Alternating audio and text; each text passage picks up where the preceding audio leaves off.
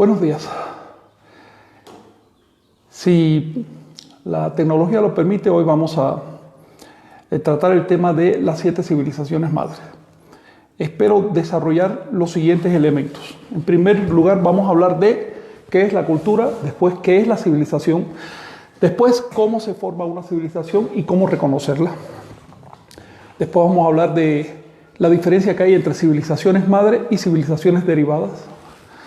Pasaremos a un tema importante que es el determinismo geográfico o cómo la geografía influye sobre los procesos civilizatorios. Después hablaremos de la civilización tolteca o la que se desarrolló en América y finalmente de los grados de civilización que nos permite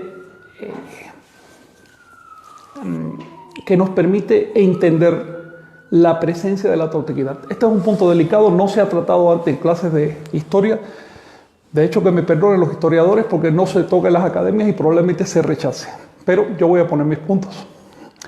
Así que comenzamos. En primer lugar, vamos a hablar de la cultura.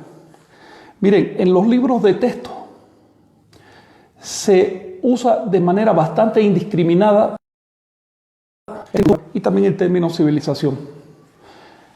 De pronto hay libros que plantean que los pueblos de América no llegaron a la civilización, solo eran culturas. Pero no nos dicen en qué se basa ese análisis. Hay otros textos que le llaman civilización incluso a pueblos tan desorganizados o digamos tan con una forma de vida tan poco civilizada como los del Amazonas o Australia. Y con esto no los estoy inferiorizando. Ahora voy a hablar un poco más de ese asunto. ¿Qué significa realmente cultura? ¿Qué significa civilización? ¿Cómo podemos usar estos términos para no confundirnos? Tratemos de darle un sentido a las palabras y vamos a ser rigurosos al usar las palabras y no usarlas fuera de contexto. Cultura, la palabra cultura viene de cultivo. Cultura es el logro del cultivo. Así que si nos cultivamos, hay cultura. Todos los seres se cultivan a sí mismos y a su medio ambiente. Y esto ya se nota incluso en los microorganismos. 1/3 de los microorganismos se ha podido establecer que de alguna manera manejan su medio para optimizar su obtención de alimentos. Es decir, no se comen todo lo que hay, reservan una parte. Hay microorganismos que incluso aprenden a unirse entre sí para formar colonias mayores para poder cazar o para poder resistir a la sequía o por mil razones. Y esto ya empieza a ser cultivo. Es un cultivo que ocurre de un modo muy subconsciente, pero ocurre. Y por supuesto su resultado es cultura. Hay organismos que se unen en colonias gigantescas y crean, por ejemplo, grandes barreras de coral. Hay barreras de coral y otras de otros tipos de organismos que modifican el paisaje masivamente, es decir, más de lo que nosotros mismos hemos logrado hacerlo. Y eso lo hace en su beneficio, porque una vez que tú creas una barrera, creas un nicho para que ese organismo se desarrolle.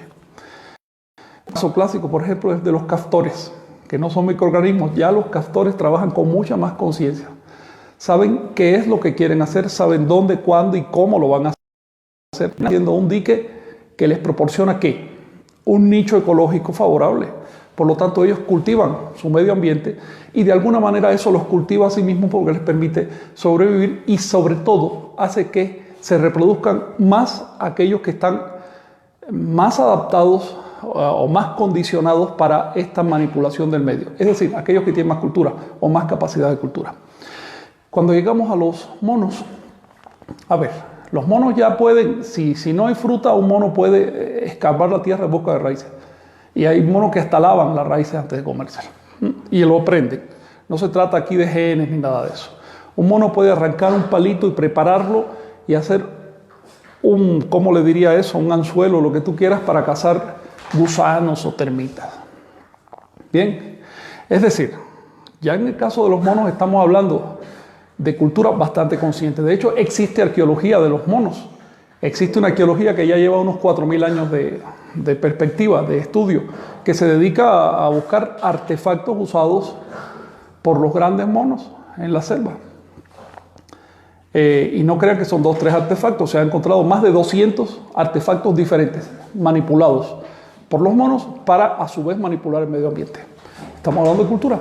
La cultura humana no es un producto mágico, no baja del cielo, es un producto evolutivo natural. La diferencia es que nosotros tenemos probablemente más conciencia del proceso cultural que los demás animales, probablemente. De hecho, estoy haciendo una generalidad. Hay personas que tienen mucha conciencia de la cultura, hay otras que no tienen ninguna. Hay personas que no podrían inventar un palito para cazar termitas. Estamos hablando así de ese nivel. Por lo tanto, cuando decimos cultura tenemos que ser objetivos. No estamos hablando de un producto mágico de nuestra especie. Quitémonos esa idea de que somos especiales por tener cultura. No. Lo especial de nuestra cultura es que es masiva. Y lo especial de nuestra cultura es que nosotros, o algunos de nosotros, la convertimos en fin, en lugar de en medio. En otras palabras, la cultura es un medio para obtener beneficios. Sin embargo, cuando tú te cultivas por el placer de cultivarte, la estás convirtiendo en fin. Estás ideologizando el proceso de cultivo, de autocultivo y de cultivo del medio también. Por ejemplo, cuando tú tienes sensibilidad ecológica y tratas de depredar lo menos posible, sabes que vas a tener que comerte ese animal o ese vegetal, vas a depredar, pero tratas de hacerlo lo menos posible. Eso es concientización de la cultura. Ahora bien, ¿qué es la civilización?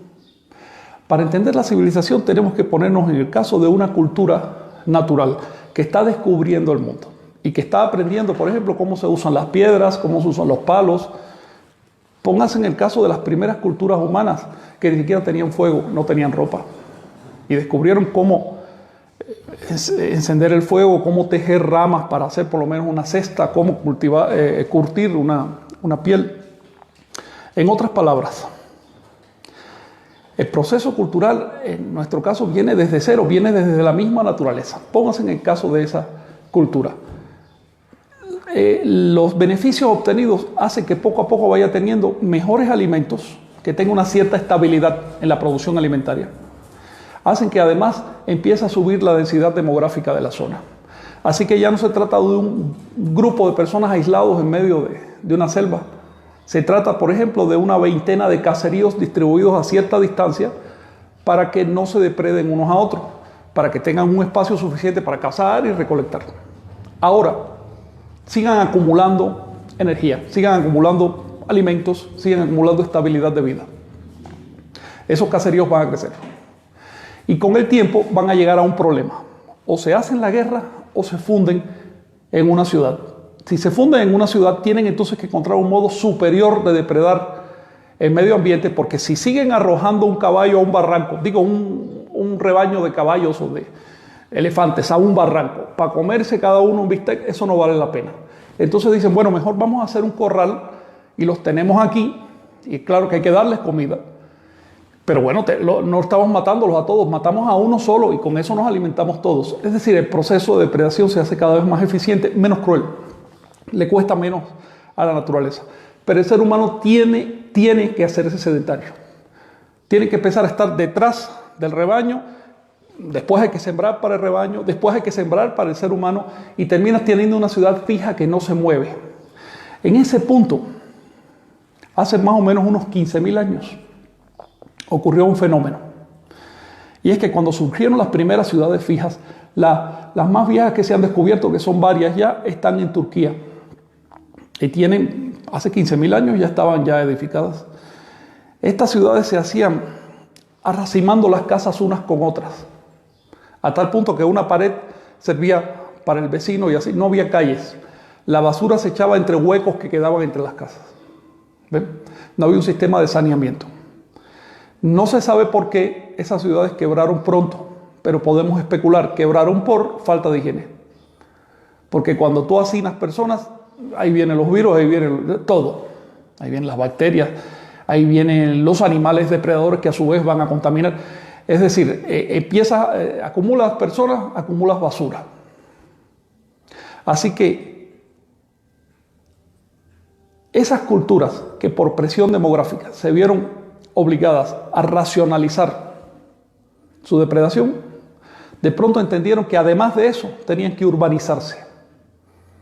Y surge la civilización. Civilización es la organización de la cultura. Cultura es el contenido, civilización la forma.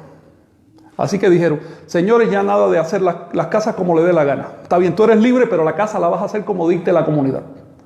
Tiene que haber reglas. Porque si no hay reglas, tú vas a sufrir y yo voy a sufrir también. Entonces, vamos a hacer una calle, vamos a hacer, 2, 3 compañeros de aquí de la comunidad, en lugar de dedicarse a rascarse la barriga, van ahora a dedicarse a sacar basura. Y ese va a ser su trabajo. Y los demás le van a dar comida, porque ni modo que saque la basura y se muera de hambre. Es decir, empieza a surgir una cierta estructura social, que es el prototipo de las clases sociales. Sin esa estructura social, sin ese diferencial de clases, sin esa especialización de clases, no hay civilización. Así que esta idea de que todos igualitos es una tontería. Eso ya ocurrió durante cientos de miles de años en condiciones de mínima cantidad de gente. Tengan en cuenta que la población de nuestra especie en un momento que era de unas 2.000 personas en toda la Tierra. Eso ocurrió en condiciones en que la gente moría de cualquier enfermedad, de un dolor de muelas, porque no había civilización. Así que ya pasamos esa etapa, ya sabemos que no funciona, o sabemos que es un funcionamiento inferior. Queremos ser civilizados y queremos ser civilizados para ir a un estado superior de civilización. Un estado en que depredemos lo menos posible. Un estado en que aprendamos a convivir con la naturaleza. No piensen que el que convive con la naturaleza es el hombre primitivo, el ser primitivo ese que nos cuenta los libros. Eso es mentira, eso no es así. Como ya les mencioné, cuando los paleolíticos querían comerse un bistec, arrojaban un rebaño completo de animales a un barranco. Así de ineficiente era el proceso. Nosotros tenemos cerebro, nosotros podemos razonar y podemos convertir nuestros procesos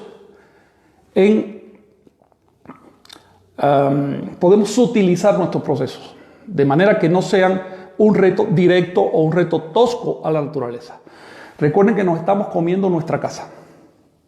Y si te estás comiendo tu casa, tú debes hacerlo de la manera más racional posible. Y debes crear más de lo que consumes. Porque si creas menos de lo que consumes, eso te va a costar factura. Y de eso se trata esta clase. En realidad no quiero hablar de historia, quiero hablar de la moraleja de la historia, la enseñanza de la historia. Recapitulando, culturas de contenido y civilización, la forma, quiero decirles que ambos ítems, ambos elementos no están mecánicamente vinculados. Puede haber muy alta cultura con muy escasa civilización y al revés. Puede haber muy alta civilización con poca cultura. Les pongo un ejemplo. Los celtas fueron un pueblo de muy alta cultura.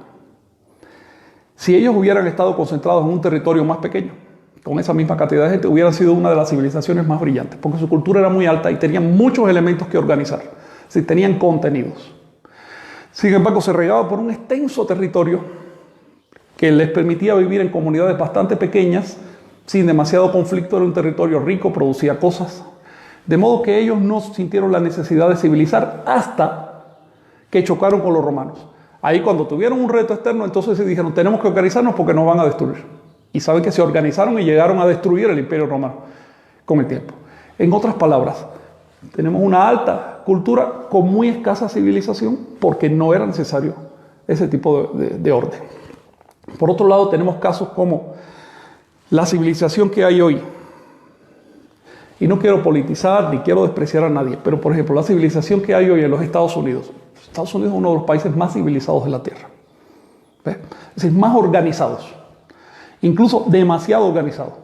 Pero las clases que están recibiendo los niños en los Estados Unidos, por lo menos en las escuelas públicas, son deleznables. La cultura que están recibiendo es ínfima. Es decir, el nivel cultural del país como un todo es escaso. Es un país que ha tenido que recurrir a héroes de historieta ficticios para tener algo de identidad. Estamos hablando de alta civilización con escasa cultura. Obviamente, un sistema que deteriora la cultura, con el tiempo deteriora la civilización, porque civilización no es más que organización de la cultura. Tenemos el caso, por ejemplo, de la civilización global, que ese es su nombre, civilización global, es algo muy específico que está surgiendo en la actualidad. Somos testigos de su surgimiento. En la medida en que esa civilización global tiende a destruir las culturas particulares o a minimizarlas o a impedir que su acervo de conocimientos entre a la colectividad global, en esa misma medida está perdiendo cultura. Los procesos de deterioro de cultura, tarde o temprano, deterioran la civilización. De manera que lo mejor para una civilización es llegar a un equilibrio. Y ahí tenemos brillantes civilizaciones del pasado como los egipcios, los anahuacas, los chinos, que tenían grandes contenidos culturales y también las estructuras necesarias para organizar esos contenidos y poder vivir, porque tenían presión demográfica. En otras palabras, aquí tenemos una enseñanza histórica, una lección. Una civilización inteligente busca el equilibrio. La globalización no debe ser a expensas de la diversidad cultural. Debe haber un equilibrio entre la necesidad de globalizarnos, porque somos demasiados y estamos demasiado unidos, y por otro lado, el aporte de las culturas particulares. Ahora bien, para que surja una civilización tiene que haber ciertos elementos presentes.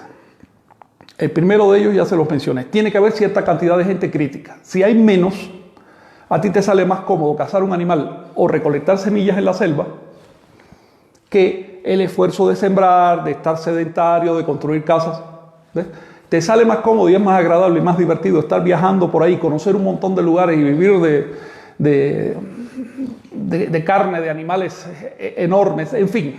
Te sale eso más cómodo y más divertido que estar a expensas de un sembrado. Porque si estás a expensas de un sembrado ya viene el Estado que te va a cobrar impuestos, el vecino que es un pesado, un montón de elementos. Y si te falla la cosecha vas a tener una crisis. En otras palabras, para que surja la civilización tiene que haber suficiente cantidad de personas. Primero, todas las civilizaciones de la Tierra han tenido millones de personas vinculadas.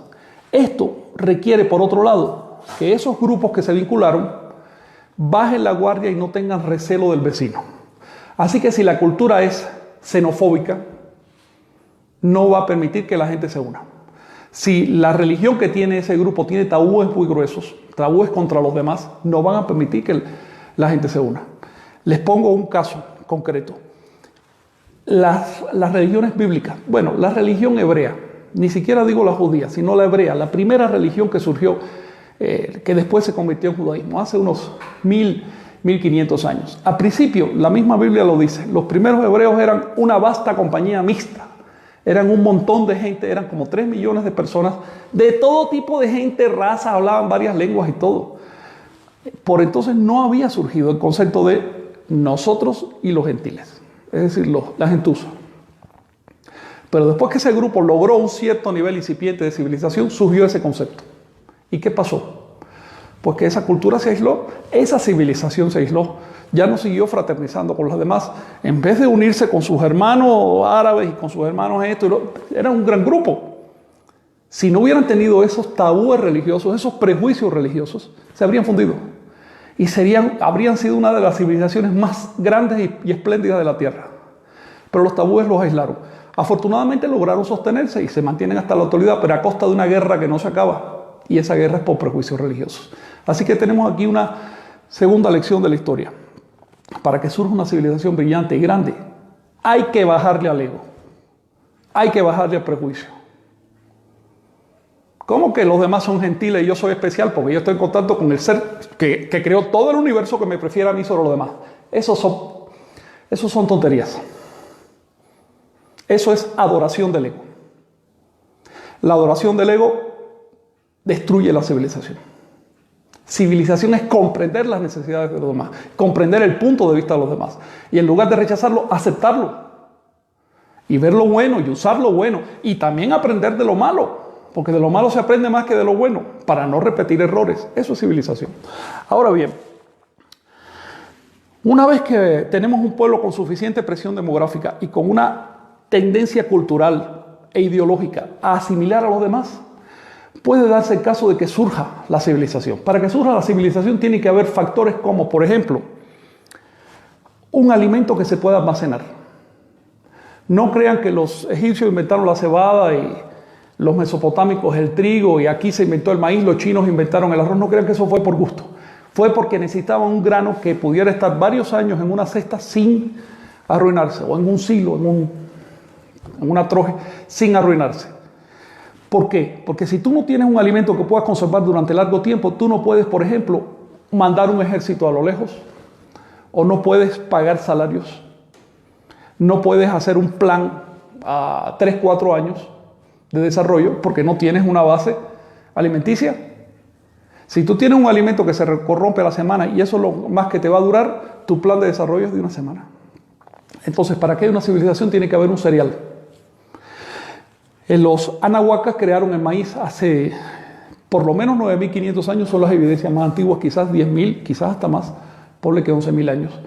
Y ese de hecho fue el primer cereal que se desarrolló. Y no es casual que en América surja el primer cereal cultivado por la humanidad, porque las civilizaciones de América son un caso particular. Eso lo vamos a ver más adelante. Ahora, otra cosa que tiene que haber, ya también se las mencioné, en una civilización, otro indicador de civilización es que haya urbanización. Y esto no solo poner las casas racionalmente, sino además crear sistemas de mensajería para que la gente se comunique, sistemas de salud. El mínimo era hacer un canal, por lo menos, para llevarse el agua sucia, sistemas de acueducto. Eso incluye la civilización, la urbanización. Otro factor es una escritura.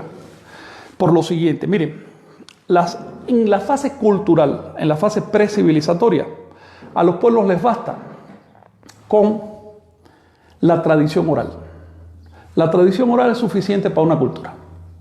La tradición oral puede transmitirte una leyenda, un mito, puede transmitirte incluso durante un tiempo el nombre de alguien, pero ya después de un tiempo empieza a fallar. ¿Cuándo vivió esa persona? No sé, vivió hace tiempo, pero no sé cuánto. ¿Ves? O, digamos, el secreto para derretir metales, fundir minerales, hacer cierto metal y hacer cierta aleación. Eso debe llevar cientos de pasos técnicos. Es decir, proporciones, tiempos, temperaturas, una serie de cosas. Una tradición oral no puede con eso. Las tradiciones orales te transmiten la información de bulto, pero no en detalle. Para poder transmitir detalles tecnológicos surge la cultura. Así que si ustedes, la escritura, si ustedes ven en las cavernas ya hace 40.000 años intentos de escribir las cosas con signos, es porque ya en esa época los seres humanos decían, yo necesito transmitir este detalle a mis herederos. Las primeras escrituras que surgen en las cavernas, no por casualidad, tienen contenido astronómico. Y yo les voy a poner un ejemplo. Ahorita mismo tenemos en México una tradición oral, mexica, una tradición zapoteca, una tradición maya y pequeñas tradiciones de otros pueblos. Ninguna de ellas sabe, por ejemplo, cómo resolver el movimiento de Venus.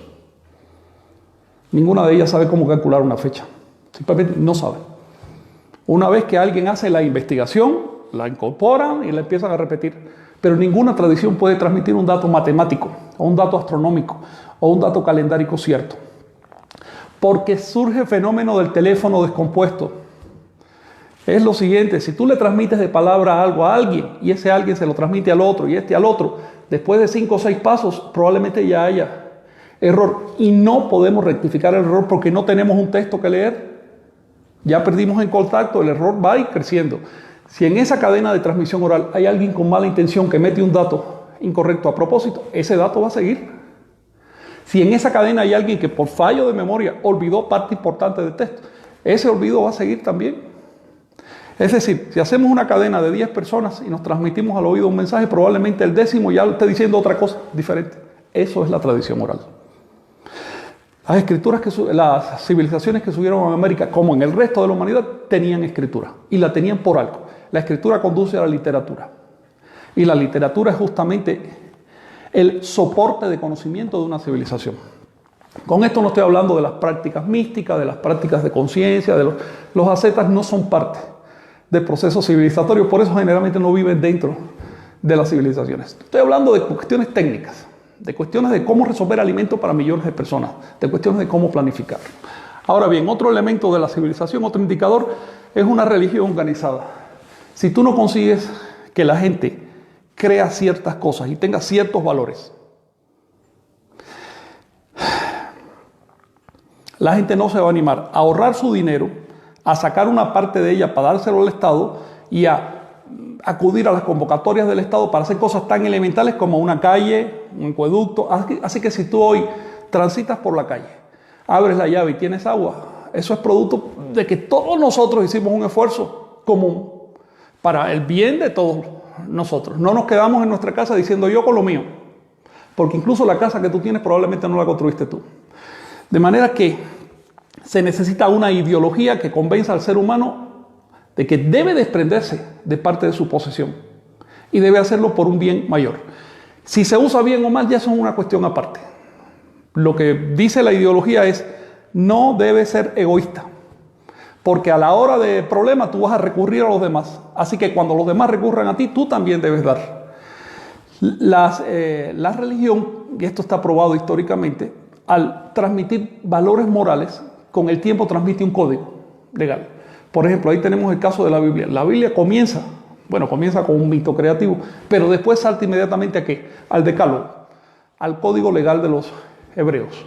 ¿Ven? Es decir, a un conjunto de 628 leyes que dicen cómo debe ser la vida. En otras palabras, la función de la religión es regularizar la vida. Las grandes civilizaciones tienen grandes religiones. De hecho, civilización y religión es lo mismo. Cuando tú dices la civilización hindú, ¿a qué te refieres? Te refieres a las creencias hindúes, a la religión hindú. Cuando dices la civilización budista, te refieres a la religión budista. Cuando dices la religión taoísta o la religión confuciana, ¿a qué te refieres? Pues a los chinos, a la civilización china. De manera que lo que es una civilización en el plan organizativo físico es una religión en el plan organizativo de las ideas. Van de la mano. No ha habido civilización sin religión, incluyendo aquellas que dicen que no tienen religión. Por ejemplo, la civilización marxista que se desarrolló en una época decía que no tenía religión. Hombre, pero ponían sus buenas estatuas de Carlos Marx, todo el mundo le llevaba flores, todo el mundo lo adoraba y el que se atrevía a adorar era hasta fusilado. En otras palabras, tenían una religión y una religión impositiva y coercitiva, es decir, de las más clásicas que ha habido en la tierra. Religión no es adorar a Dios, religión es adorar un principio. Y ese principio puede ser incluso el materialismo histórico. Pues bien, seguimos con los elementos. Un elemento importante de una civilización es la conciencia histórica. La conciencia histórica se manifiesta en la capacidad de ubicar los hechos en el tiempo. Para ubicar los hechos en el tiempo tú necesitas relojes y también necesitas calendarios. De manera que si te encuentras un pueblo que dice, eso fue en la época del abuelo, de mi abuelo. Ahora, si encuentras una persona, fulano de tal nació en 1817. Espérate, entonces tienes un calendario que va más allá de lo inmediato. Un calendario que abarca siglos o quizás hasta milenios. La presencia de calendarios con ciclos largos es indicador infalible de cultura. Mientras más exacto sea el calendario, es decir, mientras más capaz sea de ubicar un día en el tiempo, bueno, más conciencia histórica refleja ese calendario y por lo tanto esa civilización. Ahora bien, sobre esto no quiero extenderme, pero quiero hacerles una mención. Tenemos un caso como la civilización cristiana. Civilización cristiana se le llama a todo el bloque que cree o que partió de la creencia en Jesús, aunque no crea. ¿Ven? La civilización cristiana se divide en dos, la del Oriente y la del Occidente.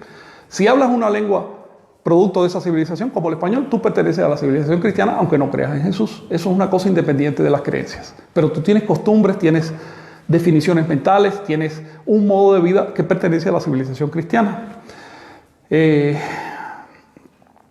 La civilización cristiana maneja un calendario que, con todo y ser el mejor que ha dado el viejo mundo, es bastante malo. Todavía es malo. Es decir, sigue siendo un problema.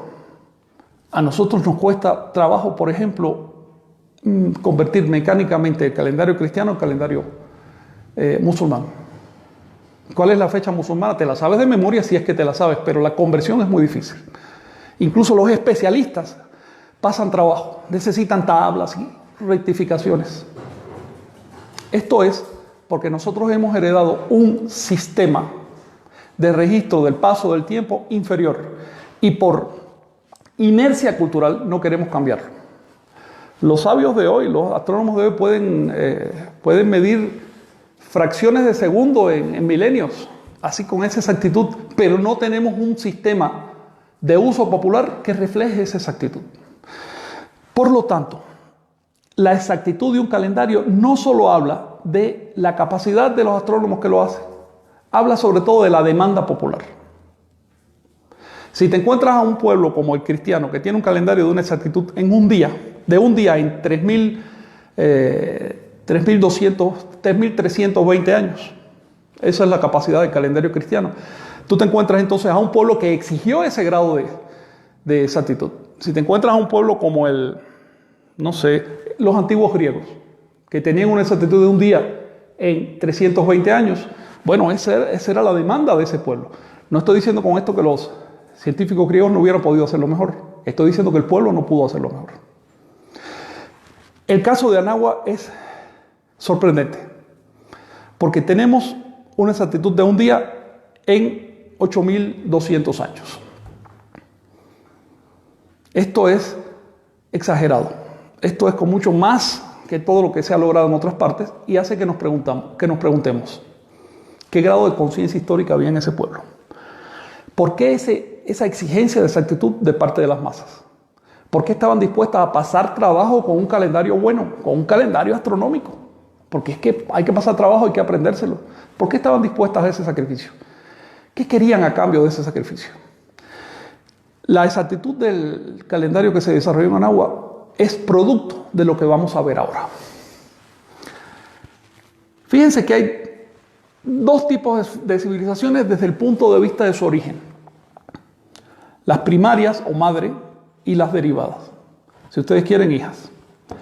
Quiero decirles que las civilizaciones hijas raramente son producto de una sola madre. En realidad son producto de varias madres y de varias culturas que se van uniendo y que influyen sobre este pueblo que al fin logra la civilización. Una civilización madre es aquella que consigue sus principales instituciones civilizatorias por sí misma. Es más fácil, por ejemplo, heredarle una planta al vecino que domesticarla por uno mismo. Es más fácil importar, les pongo el caso de la escritura que nosotros usamos hoy, la latina. Los latinos lo heredaron de los griegos, que lo heredaron de los fenicios. Eso es más fácil que inventarla desde cero. Luego, el fenómeno de las civilizaciones madres es sorprendente y merece todo el respeto. Aquellos pueblos que sin tener precedentes se animaron a racionalizar y a organizar su cultura y que consiguieron hacer algo estable y que se sostuvo durante milenios, merecen mucho respeto. Tenemos en la historia 7 civilizaciones madres que en el orden de aparición son las siguientes. Primero, Sumeria. Quiero decirles que ha habido intentos de civilización muy anteriores a lo que les voy a decir. Pero estos intentos han carecido, hasta donde sabemos, de un cultivo intensivo y han carecido de una gran extensión, han sido muy locales. De manera que hasta donde sabemos hoy, las 7 civilizaciones primarias que hubo en la Tierra es las que les voy a decir ahora. ¿Tenemos una cuestión? Sí. De ese tema hay dos compañeros que preguntan acerca de civilizaciones antiguas. Perdón, uno en específico de la Sumeria, pero les interesa mucho saber acerca de los Anunnaki y de la creación de la humanidad. ¿Cómo no? Mira, justamente iba a empezar por la civilización sumeria, que es la primera civilización madre que aparece en tiempos históricos. E insisto, puede que en tiempos prehistóricos haya habido otras, pero no tenemos huella de ellas. Ahora bien, los sumerios desarrollaron una inmensa cultura entre dos ríos y se extendieron más allá a través de sus productos culturales. Los sumerios, como los hebreos, a ver, si abres la Biblia vas a ver que la Biblia habla de ángeles. Los sumerios tenían también ángeles y a sus ángeles le llamaban Anunnakis. Los dibujaban a veces como humanos con alas, con 4 o 6 alas o 2 según las categorías. Y a veces incluso como animales con alas. Digamos, querubines tenían forma de serpientes con alas, los serafines formas como de, creo que eran de bueyes o toros con alas. Es decir, era el nombre que le daban a sus ángeles. Los ángeles son personificaciones metafóricas de los poderes de la naturaleza. Respecto a esos Anunnaki que andan por ahí ahora en internet y demás, eso no tiene ninguna fuente histórica. No existe en absoluto. Yo he leído tablillas sumerias. Yo he estudiado en detalle en la historia sumeria. Y la verdad es que nunca encontré eso en ninguna tablilla ni nada. Lo más que encontré fueron mitos parecidos a los de la Biblia. Pero ustedes saben que siempre es más interesante creer en cosas extrañas que atenerse a los hechos históricos. Es una tendencia humana. Ahora bien, al margen de los Anunnakis, vamos al tema de los sumerios. Su producción cultural y civilizatoria nos sigue afectando hoy. Por ejemplo, ellos organizaron el cielo en bloques con ciertos números. Ellos contaban de una manera muy curiosa. Contaban con órdenes alternos de 12 unidades y 60 unidades. Su sistema era duodecimal, su sistema de conteo, y sexagesimal. Eso significa que medían el mundo con ese sistema. Nosotros hoy heredamos el sistema sumerio, por ejemplo, en las 24 horas del día, que en realidad son 12 del día, 12 de la noche. Así que las 24 horas, cada vez que miras el reloj, cada vez que dices es la hora tal, un sumerio te hubiera entendido. Ellos lo inventaron. O en la división del cielo en determinadas franjas, latitudes, longitudes. ¿Sí? Sí, aquí pregunta que en qué fuente viene eso de los 8,000 y tantos años respecto a un día, que cuál bibliografía podría consultar. La exactitud del calendario mesoamericano se comprende estudiando sus mecanismos. Sus mecanismos quedaron recogidos por lo menos en unas 100 fuentes diferentes, casi todas crónicas del siglo XVI, pero también bastantes fuentes, digamos unas 20, 30 fuentes prehispánicas, en forma de códices y de relieves y demás. Es una cosa bastante compleja, a eso le voy a dedicar un curso. Este curso quizás tenga 3, 4 encuentros y ojalá que al final podamos pasar al tema de la exactitud, porque estas cosas no son de decirlas, son de probarlas. Solo te puedo decir esto, había 2 grandes sistemas, había 4, pero en realidad los 2 más grandes sistemas de conteo del tiempo en Mesoamérica eran lo que hoy se conoce como cuenta larga y lo que hoy se empieza a conocer como cuenta civil, que hasta hace poco le decían calendario mexica o calendario azteca incluso, sin ser correcto. Obviamente ambos sistemas lo inventaron los olmecas, así que es calendario olmeca unificado, con 2 grandes versiones, la versión de cuenta larga, por medio de un sistema que se llama aniversarios, sistema de aniversarios, conseguí un ajuste de un día en 5.200 años. Y la versión del calendario civil, por medio de un ajuste llamado traslapes o de un sistema de cargadores, conseguí el ajuste de un día en más de 8.000 años. Literalmente un día en 8.320 años. Esa es la medida real. Te invito a participar en las clases de calendárica para que tú mismo llegues a evidencias sobre las fuentes, no sobre lo que diga nadie. ¿Sí? Dice Héctor David que si te puedo preguntar tu opinión acerca del libro de Mayas, Educadores del Mundo, de Ignacio Malagoni Duarte. Sí. Gracias. ¿Quién pregunta esto? ¿David? Héctor David Ocaña. Sí, mira, Héctor David, la lengua maya surgió hace aproximadamente 1.200 años. Antes se hablaba protomaya. Ese maya que ves en las estelas mayas es antepasado del maya. Ninguna lengua es eterna, las lenguas no viven tanto. De modo que el maya que se habla hoy no es muy viejo, es quizás un poquito más viejo que el español, solo eso. Si queremos entender, lo sabemos porque se pueden leer las estelas fonéticamente y para entenderlas uno tiene que hacer ingeniería lingüística e ir al antepasado de la lengua maya, porque solo así se pueden entender. Ahora bien, el nombre de maya le fue aplicado a los mayas a partir del año 1000, digamos que 1000 de nuestra era. Fue cuando se empezó a construir la capital de Mayapán, que 200 años después llegó a ser importante. Ahí fue donde ese título de maya se le aplicó a los mayas. Hasta entonces a todos los mayas se les llamaba Itzaop, porque tenían su capital en Chichén Itzá. Antes de Chichén Itzá se le llamaba Cusamilop, y así. En otras palabras, los mayas no son la base del planeta. Los mayas no civilizaron el mundo. Jesús no hablaba maya, ni exclamó nada en maya cuando lo crucificaron, porque en la época de Jesús no existía la lengua maya. Las cosas hay que contextualizarlas. Si estamos hablando hoy de las civilizaciones es justamente para apreciar un logro gigantesco de la civilización, la capacidad de ordenar el mundo, ordenar el espacio, ordenar la historia, ordenar la producción, ordenar las ideas, para darle a cada cual lo que cada cual merece. Los mayas no fueron los educadores del mundo. Hubo 7 civilizaciones madres, cada una se educó a sí misma. Los mayas no estaban presentes cuando los sumerios surgieron hace más de 6.000 años. De hecho, hace 8.000 años ya empezaba a haber indicios de civilización en el valle del Éufrates. Después de los sumerios surgieron la siguiente civilización en el tiempo. La gente suele pensar que es Egipto y no es así. La civilización que sucedió a los sumerios en el tiempo fue la del Perú antiguo. Las pirámides, los templos más antiguos que se han descubierto, pirámides ya, digamos, de etapas con escalinatas y todo, de tipo así como las que conocemos, esas ya se estaban construyendo en los alrededores de la actual de Cajamarca en el 3500 a.C.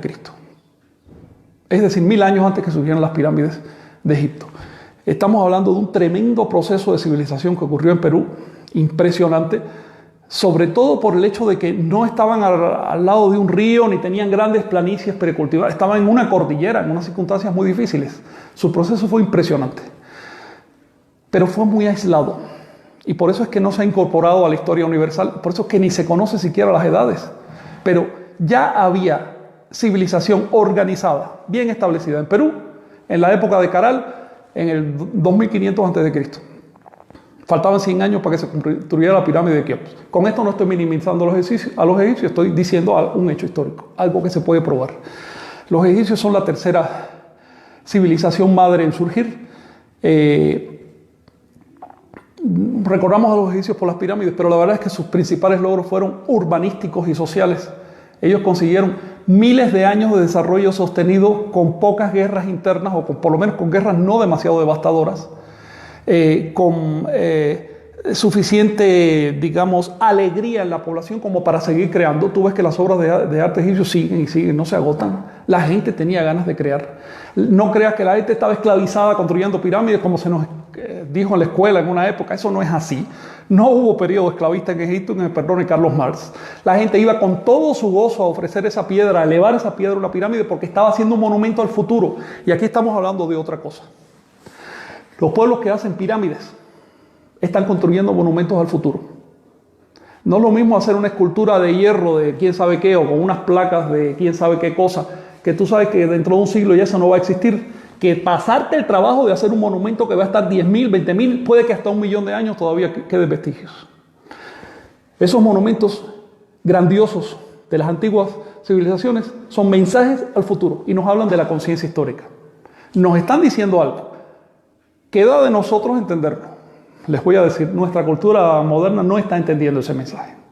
Está tratando de interpretarlo como cosa de los antiguos y como cosa de personas inferiores, y no era así.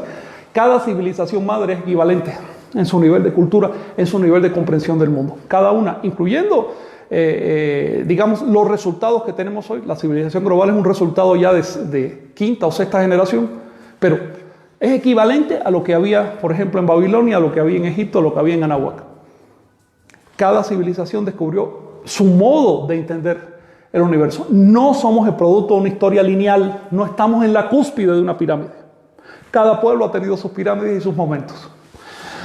Ahora bien, hay dos tipos fundamentales de civilizaciones madre. Ya les mencioné que en Egipto, en el viejo mundo, empezamos por Mesopotamia, después saltamos a América y surgen los peruanos, después surge Egipto, después de Egipto, que ya era civilización en el 3000 a.C., de hecho. Después de Egipto surge China. Después de China surge la India, la civilización hindú. Bueno, déjenme hablarles algo más. Le llamamos India o hindú porque ese es el nombre que se le da hoy a la cultura de esa zona. Pero esta civilización de la que les hablo, que dejó evidencia en dos capitales, Harappa y Mohenjo-Daro, esta civilización no tenía religión hindú. Fue anterior a la religión hindú. La religión hindú es producto de unas invasiones que vinieron después del norte de Asia, invasiones arias, es decir, de pueblos que se llamaban a sí mismos arios. Mientras que estas civilizaciones que les digo son de otro tipo, son anteriores. Casi no se conocen estos pueblos anteriores de la India. se sabe vagamente cuáles eran sus creencias y dejaron una escritura en tablillas de arcilla, pero que no se ha podido descifrar. Fueron probablemente el pueblo más urbanizado del viejo mundo de su época. Es decir, impresionante. Baños, acueductos, alcantarillado por debajo de las casas.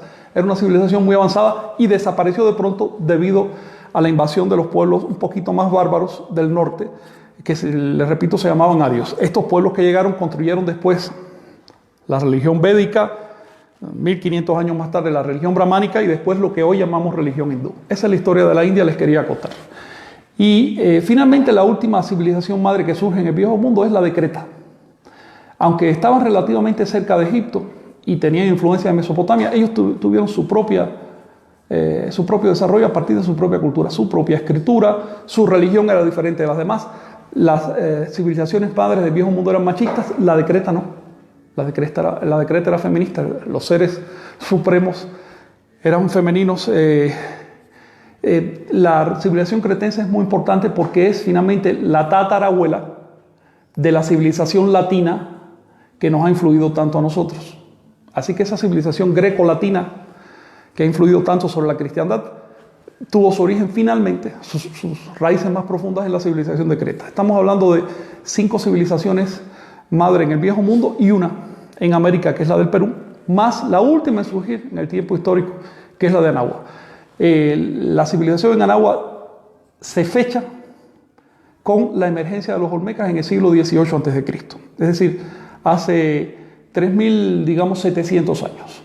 Sin embargo, cuando yo estudié estas cosas, la civilización del Perú se fechaba en el siglo VII a.C.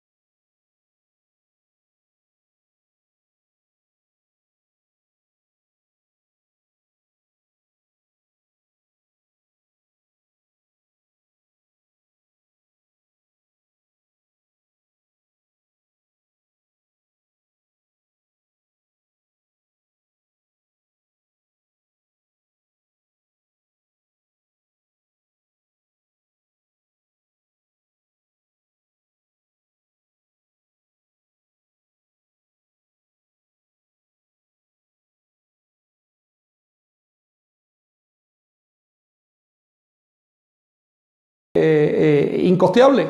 Es decir, hubiera generado más hambre todavía, porque las personas que hubieran trasladado eso por el camino necesitaban comer.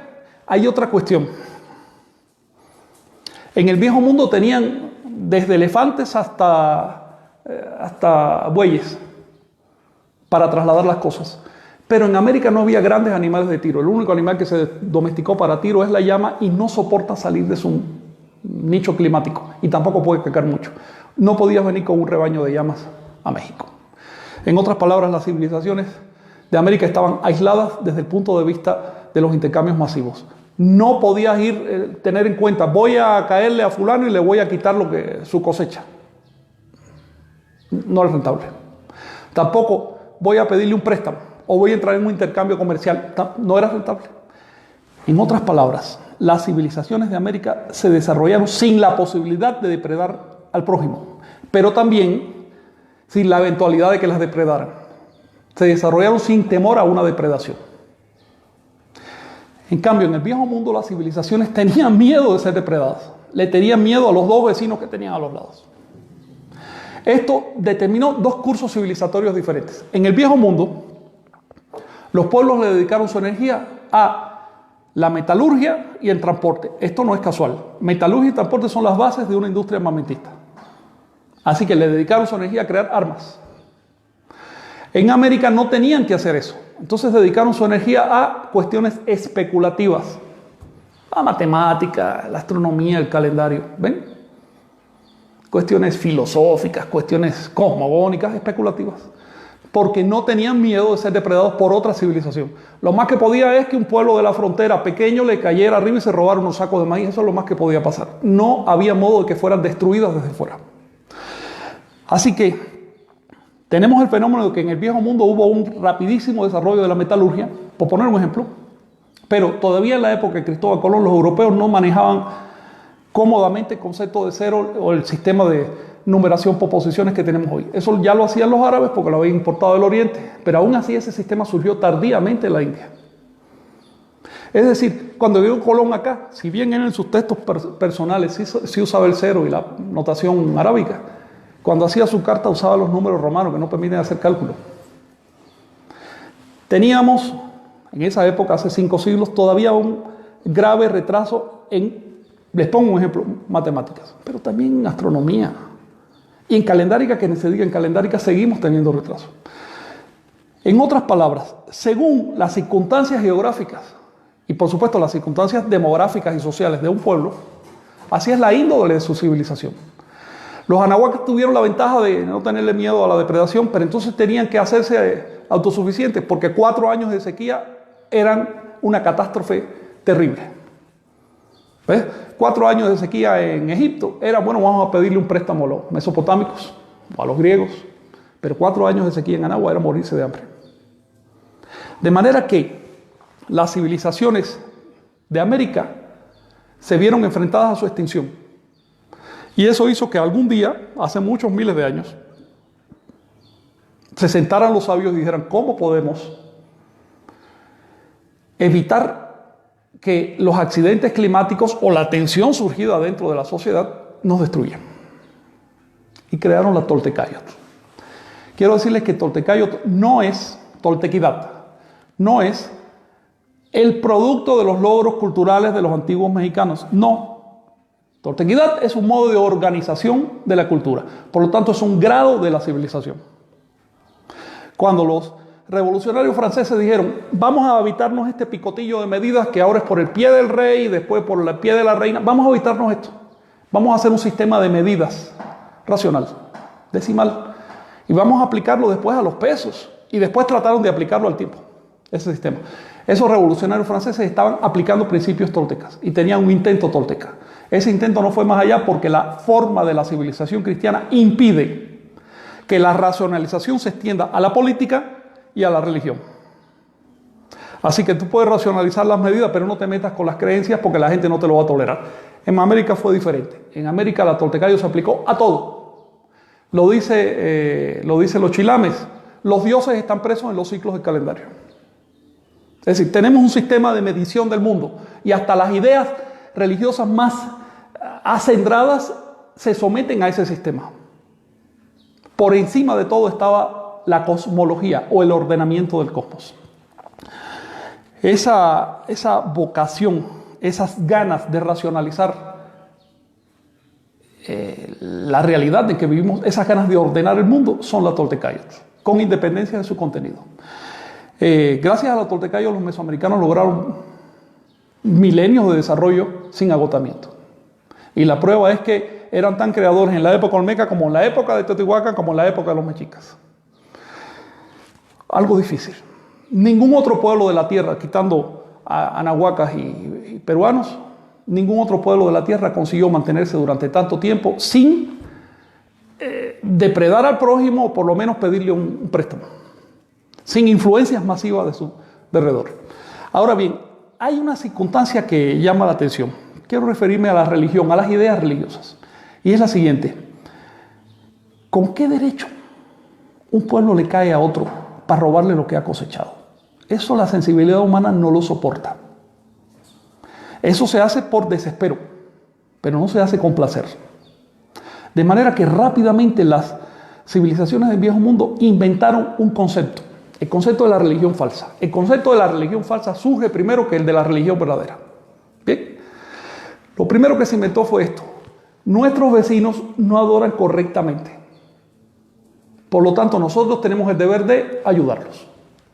Y, por supuesto, si vamos a pasar el trabajo de ir de aquí hasta allá para ayudarlos a adorar correctamente, tenemos que cobrarnos ese trabajo saqueando sus graneros. Así que se inventó el negocio de la religión falsa. Ese negocio, bueno, un episodio brillante de ese negocio fue la invasión de América. Todavía hoy, los cristianos justifican la invasión de América. Y cuando tú les preguntas por qué la justifican, te dicen porque vinieron a cristianizar a los paganos.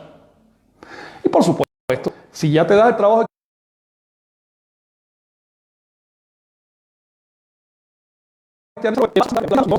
de América, eso no es robo, finalmente somos cristianos, podemos hacerlo. Y ¿qué importa matar al 90% de la población? Esos son gajes, esos son subproductos de la gesta. Lo que queremos es cristianizarlos. En otras palabras,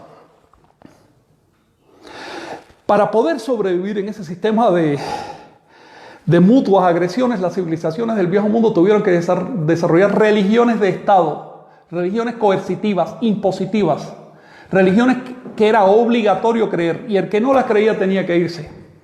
Y ahí tenemos el caso de los chamanes, que durante milenios los chamanes fueron las personas bien vistas de la sociedad, eran los sabios, eran los curanderos.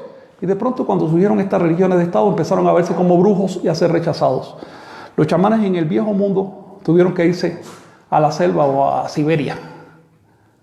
Y de hecho, la cosa llegó a tal extremo que incluso hasta allá fueron a buscarlos en la Edad Media y los quemaron. Así que toda esa quema de brujos de la Edad Media no fue más que el último episodio de un sistema que rechazaba lo diferente porque tenía una religión estatal. En América no fue así. En América no surgieron religiones estatales. De hecho, en América no surgieron religiones. Tenemos dos bandos en América, digamos, tlaxcaltecas y mexicas. Creían lo mismo. Los muertos iban al mismo cielo, se les hacía la misma honra fúnebres, no había problema ideológico. Ningún pueblo atacó jamás a otro con un pretexto ideológico. No, que tú crees mal o que mi Dios es superior. Eso no. De hecho, aquí en Tenochtitlan, por ejemplo, se traían las estatuas de los demás pueblos y seguían recibiendo el mismo culto cuando ese pueblo ya no podía hacerlo. En otras palabras, cambia sustancialmente la índole de la religión según el determinismo geográfico, según el tipo de civilización. En el viejo mundo encontramos un proceso de religiones duras, impositivas, enemigas entre sí, que a dónde ha conducido a que haya ahorita mismo 30.000 sectas cristianas, todas enemigas entre sí, porque todas dicen tener la verdad y que los demás se equivocan. En América no encontramos, desde Alaska hasta Patagonia, no encontramos diferenciación consciente de la religión. Se diferencian las prácticas y todo lo que tú quieras de manera gradual, no se ideologiza la diferencia. Por lo tanto, no encontramos en ningún momento el concepto de yo tengo la verdad y los demás tienen la mentira. Esa verdad ontológica, esa mentira ontológica no se maneja en las civilizaciones de Anáhuac. No debe extrañarnos entonces que, a diferencia de lo que pasó en el viejo mundo, en las civilizaciones de Anáhuac y el Tahuantinsuyo, los chamanes fueran acogidos con gozo. Allá se llamaban amautas, acá nahuales, y eran una clase social respetada porque tenían mucha experiencia. Al acoger a los chamanes, las civilizaciones de América acogieron también la experiencia de los chamanes. Es decir, la religión era una cuestión de prácticas de conciencia. En cambio, al rechazar a los chamanes en el viejo mundo, rechazaron milenios de experiencia y la religión se convirtió en una cuestión de dogmas. Para terminar, y de manera muy breve, les quiero decir que la presencia de la toltequidad en la historia universal nos permite entender que la civilización tiene 3 grados. Un grado incipiente en que los pueblos empiezan a organizarse, pero todavía no es sistemático. Un grado en que, por ejemplo, esta aldea tiene un código legal, pero aquella tiene otro código legal y no encuentran problema con eso. Hay otro grado superior en que esos pueblos se organizan como estados y entonces se impone el mismo código para todos. ¿Por qué? Porque se dice, bueno, lo que a mí me parece justo debe ser justo para aquel y lo que a mí me parece injusto también es injusto para aquel. Entonces se hace un sistema, una cobertura institucional más amplia. Pero existe un tercer grado de desarrollo de la civilización, que es la sistematización de la coherencia. Es decir, vamos a buscar todos los elementos culturales que estamos integrando en esta civilización y sistematizarlos para evitar cosas bochornosas como esto que les voy a contar. En el 2012, si mal no me acuerdo, hubo una misión norteamericana a Marte. Los técnicos olvidaron convertir kilómetros a millas y ya cuando llegó a Marte, esa misión tan costosa, pues se estrelló, no calculó bien la distancia al suelo. En otras palabras, la falta de coherencia cultural nos cuesta cada año miles de millones de dólares. El intento de llegar a un grado toltecayo de organización de la civilización minimizaría, por supuesto, los costos, pero además minimizaría también los roces entre las personas, porque empezaríamos a entender que las diferencias ideológicas no son esenciales. Lo esencial es la práctica.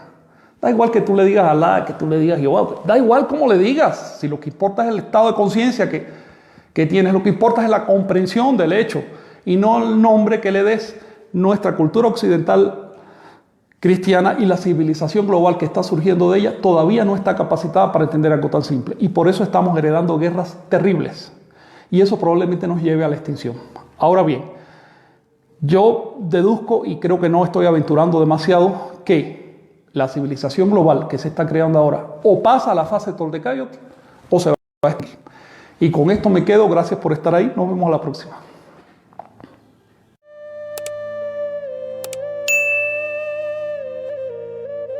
Suscríbete y activa la campanita para recibir las notificaciones. Así no te perderás ningún video.